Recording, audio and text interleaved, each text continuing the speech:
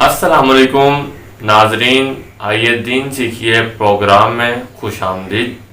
آج ہم علامہ صاحب سے یہ پوچھیں گے کہ جو لوگ دنیاوی مال و دولت کمانے میں ناکام رہتے ہیں یا دنیاوی مال و دولت ان کا مقدر ہی نہیں بنتی، تو کیا یہ ان کی خامی ہے یا ان میں کوئی عیب ہے یا ان میں کوئی کمی ہے، اور دنیا میں ان کو ایک تانا سمجھا جاتا ہے، دنیا میں ان کو ایک بوجھ سمجھا جاتا ہے، ایک بھائی کے پاس پیسے ہیں دوسرا غریب ہے۔ تو اسلام اس غربت کو، اس غریب کو کس طرح دیکھتا ہے، ہمارا معاشرہ اس کو کس طرح دیکھتا ہے؟ تو کیا اسلام میں بھی غریب کو کوئی تانے کا، کوئی لان تان کا نشانہ بنایا گیا ہے، یا غریب کے لیے کوئی مقام رکھا گیا ہے، آخرت کی زندگی اس کے لیے بہتر ہے؟ یعنی جو امیری ہے اور غریبی ہے، اسلام میں اس کا کیا کنسپٹ ہے؟ مال و دولت کے ساتھ اس کا کوئی واسطہ ہے یا ایمان کی طاقت کے ساتھ اس کا کوئی واسطہ ہے؟ تو اس کے لیے آج ہم گفتگو کریں گے۔ تو جی علامہ صاحب۔ بسم اللہ الرحمن الرحیم۔ جی، یہ جو جنید عتیق نے بات کی کہ غربت کو، مفلسی کو ہمارے دین نے، اسلام نے کس طرح دیکھا ہے، تو اس کے متعلق میں حضور مصطفیٰ کریم صلی اللہ علیہ وآلہ وصحابہ وبارک وسلم کے فرمان کا مفہوم آپ کے سامنے رکھتا ہوں، جس کو حضرت سیدنا انس رضی اللہ تعالی عنہ بیان کرتے ہیں کہ آقا صلی اللہ علیہ وآلہ وصحابہ وبارک وسلم کے کچھ ندار، مفلس، غریب صحابہ نے اپنا نمائندہ آپ صلی اللہ علیہ وسلم کی خدمت میں بھیجا۔ جب وہ آپ کے پاس آیا تو آپ صلی اللہ علیہ وسلم نے ارشاد فرمایا، یہ ان لوگوں کی طرف سے آیا ہے جن لوگوں کو اللہ پسند فرماتا ہے۔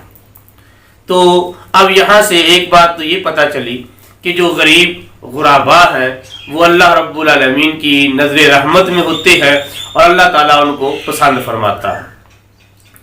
اور وہ جب آقا صلی اللہ علیہ وسلم کی بارگاہ میں آیا تو آپ صلی اللہ علیہ وسلم نے اس سے آنے کا مقصد پوچھا، تو وہ کہنے لگا کہ مجھے آپ کے کچھ غریب غربا غلاموں نے آپ کے پاس بھیجا ہے اس بات کے لیے کہ وہ یہ کہہ رہے ہیں کہ جو مالدار ہیں یا اغنیاء لوگ ہیں جن کو اللہ تعالیٰ نے مال و دولت کی فراوانی عطا کی ہوئی ہے، وہ ہم سے نیکیوں میں آگے نکل جائیں گے۔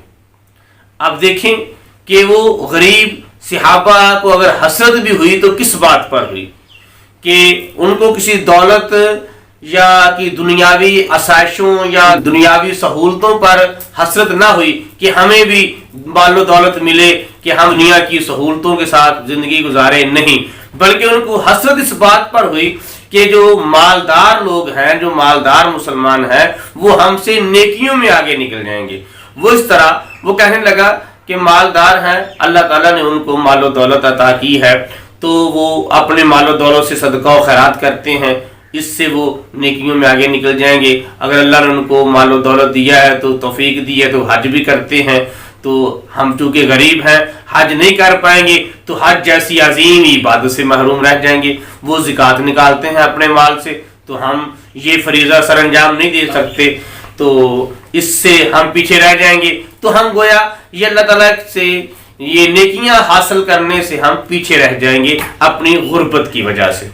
یہ ان کو ایک بہت زیادہ افسوس ہوتا تھا اور دل میں ایک حسرت تھی۔ تو جب آپ صلی اللہ علیہ وسلم کی خدمت میں اس قاصد نے، جو غریب لوگوں کا یا غریب صحابہ کا نمائندہ تھا، اس نے یہ عرض کی تو آپ صلی اللہ علیہ وسلم نے بہت خوبصورت جواب دیا۔ آپ صلی اللہ علیہ وسلم نے ارشاد فرمایا، میرا پیغام لے جاؤ اور میرا سلام بھی لے جاؤ۔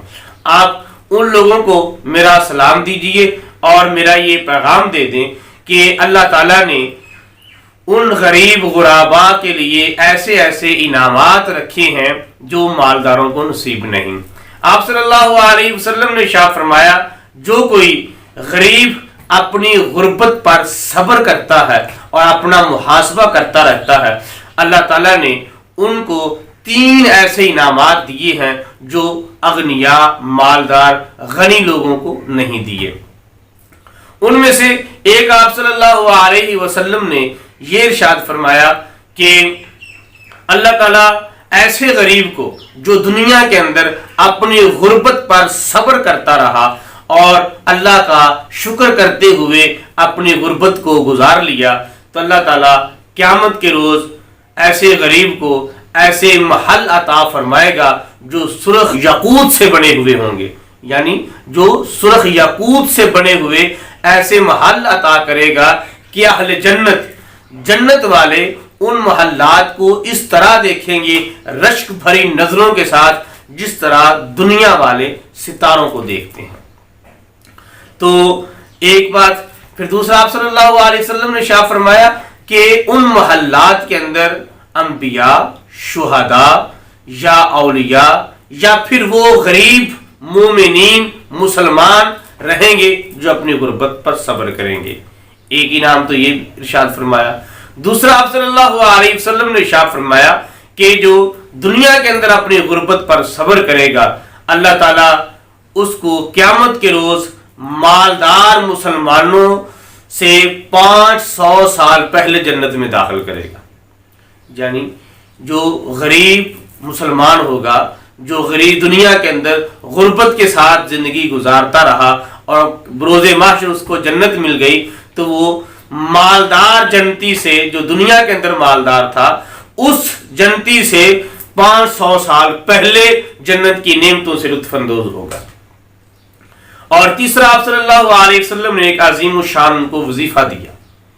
آپ صلی اللہ علیہ وسلم نے شاہ فرمایا جنہوں نے آپ کو میری طرف بھیجا ہے تو ان کو یہ بھی پیغام دیں کہ وہ ہر فرض نماز کے بعد 33 مرتبہ سبحان اللہ اور 33 مرتبہ الحمدللہ اور 33 مرتبہ اللہ اکبر، اور اس کے بعد سبحان اللہ والحمدللہ ولا الہ الا اللہ واللہ اکبر، یہ وظیفہ پڑھتا ہے تو اللہ رب العالمین اس کا اتنا اجر و ثواب عطا فرمائے گا کہ اگر مالدار 10,000 درہم بھی اللہ کی راہ میں خرچ کر دیتا ہے تو اس کا یہ وظیفہ پڑھنا اس 10,000 درہم جو اللہ کی راہ میں خرچ کیا گیا ہوگا اس سے بھی زیادہ اجر و ثواب ہوگا۔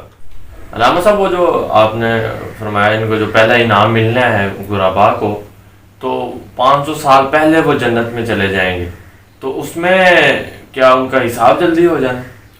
ہاں جی، ظاہری بات ہے کہ اگر آپ ایک کسی کو 1,00,000 روپے دیں اور ایک کسی کو 1,000 روپے دیں تو 1,00,000 روپے والے کو حساب دینا ذرا مشکل ہو جائے گا اور اس کے حساب کے اندر تاخیر ہوگی، وہ جلدی فارغ نہیں ہوگا۔ جس کو آپ نے 1,000 دیا ہے وہ جلدی اپنے حساب سے فارغ ہو جائے گا، اس کے لیے آسان بھی ہوگا۔ تو یہ جو مالدار ہوں گے یہ بھی اپنے حساب کتاب میں رہیں گے، الجھ رہے ہوں گے، اور جو غریب ہوں گے وہ اپنا حساب جلدی کلیئر کر کے جنت میں چلے جائیں گے۔ سبحان اللہ۔ اور اس کے ساتھ ساتھ آپ نے 1,000 اور لاکھ کی بات کی، میرے ذہن میں سوال آیا کہ غریب کی ڈیفینیشن کیا ہے؟ غریب کیا کہتے کسے؟ ہمارے معاشرے میں تو چلو کچھ تو سمجھ آتا ہے، ابھی مزدور ہے، دیہڑی دار ہے، جس کی اتنے پاس آمدن نہیں ہے، انکم نہیں ہے، وہ تو غریب ہے۔ لیکن یہ کچھ 17 سکیل کے 16 سکیلز کے افسر ہوتے ہیں، گاڑی ہوتی ہے، اپنا مکان ہوتا ہے، بائکس بھی ہوتی ہے، بینک بیلنس بھی ان کا اگر نہ ہو یا کچھ لاس ہو جائے، اسی بڑے غریب ہیں۔ وہ غریب کی کیا ڈیفینیشن ہے؟ آج غریب کی جو ڈیفینیشن ہے تو اس کے بارے میں آقا صلی اللہ علیہ وسلم کا فرمان ہے، اس کے اندر اشارہ ملتا ہے۔ تو آپ صلی اللہ علیہ وسلم نے اشارہ فرمایا کن فی الدنیا کانک غریب او عابر السبیل، فرمایا کہ دنیا کے اندر اس طرح رہو جس طرح غریب رہتا ہے یا جس طرح مسافر رہتا ہے۔ تو اب اس سے ہمیں یہ اشارہ ملتا ہے کہ مسافر کے پاس کیا کچھ ہوتا ہے۔ آپ جو سفر کے لیے نکلے گا وہ صاف ذرا اپنی ضرورت کی چیزیں لے کر نکلے گا، تو ضرورت سے زیادہ وہ اپنے اوپر بوجھ نہیں رکھے گا۔ تو اب اس کا مطلب یہ ہے کہ غریب وہ ہے جو بمشکل اپنی ضروریات پوری کرتا ہو، جو بنیادی اس کی ضرورتیں ہیں رہنے سہنے کی، کھانے پینے کی، اس کو اگر وہ پوری کر لے تو وہ سمجھ لو کہ وہ غریب ہے۔ اگر ضرورت سے زیادہ اس کے پاس مال و دولت ہے تو وہ غریب نہیں ہوگا۔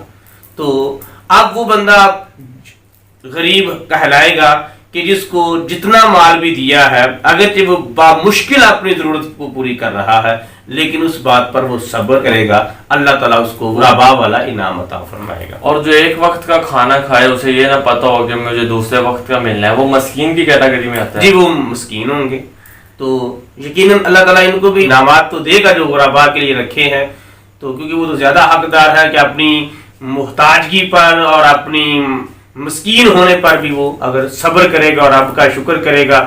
دیکھیں سب سے بڑی یہ دولت ہے قناعت کی، اللہ تعالیٰ جس کو یہ قناعت دے دے، قناعت کا مطلب یہ ہے کہ ہاں جتنا بھی اللہ تعالیٰ نے دیا ہے، اللہ کی جو تقسیم ہے عطا ہے، اس پر صبر کرنا اور شکر کرنا۔ تو جی ناظرین، آج کا وقت ختم ہوا ہے، انشاءاللہ اسی ٹاپک کو لے کے ہم کل بھی ہمارا موضوع تکلم یہی ہوگا، تو انشاءاللہ ضرور بات ہوگی۔